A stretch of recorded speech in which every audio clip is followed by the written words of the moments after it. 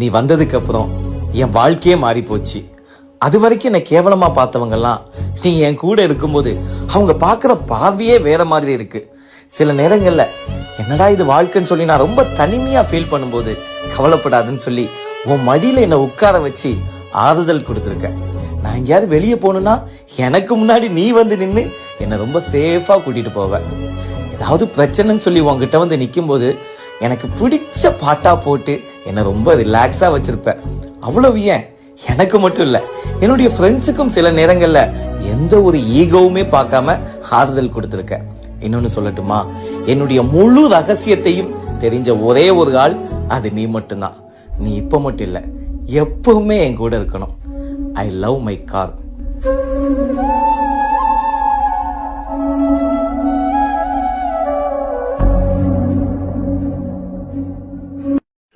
இத பத்தி என்ன தெரியும் உனக்கு?